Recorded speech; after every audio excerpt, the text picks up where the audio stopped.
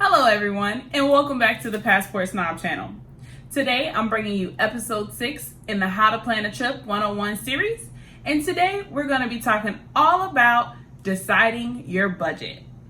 Before we get started, if you're new to our channel, welcome, and we hope that you hit that subscribe button. We have lots of information on everything related to travel. If you're a returning subscriber, thank you so much for coming back.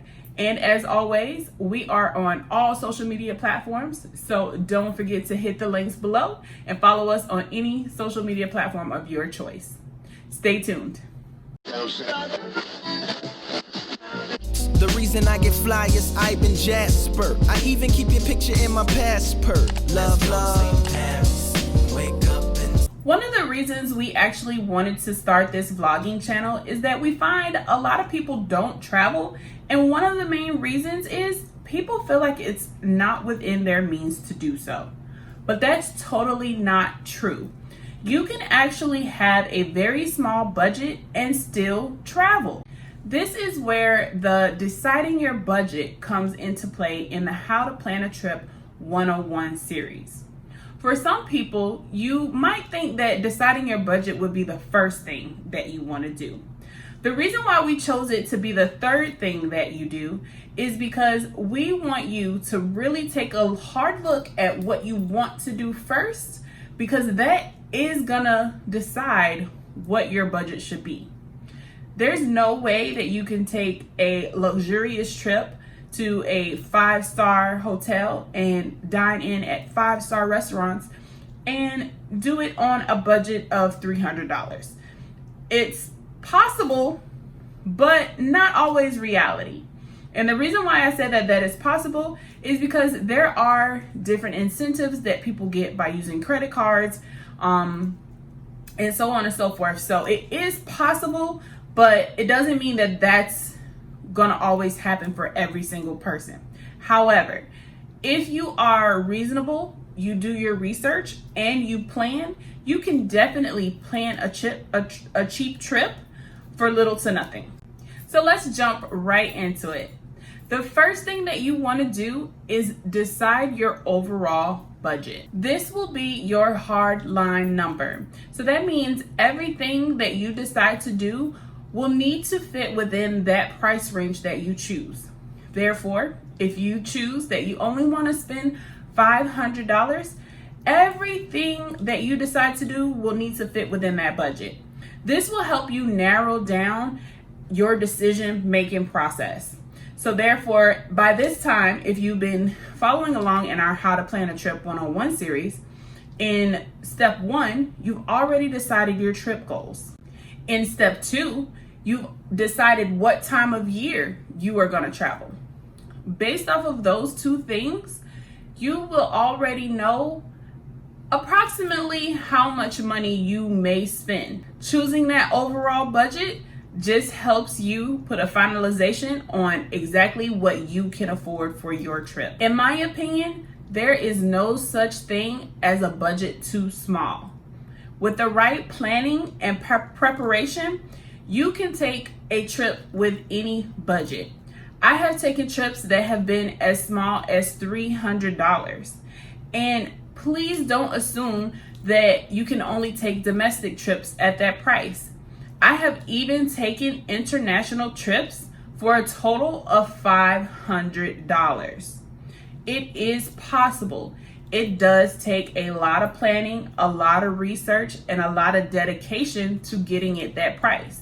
So if you're willing to do the work, you definitely can have any budget to travel, whether it be domestic or international. Is it just me, or does anybody else have trouble sticking to a budget when planning a trip? Drop a $sign below if you're one of those people that sets a budget and doesn't always stick to it. Once you have decided your overall budget, the next step is going to be deciding where you will use that money within your trip. How much of that is going to be for lodging? How much of it is going to be for transportation? How much of it is going to be for activities, and so on.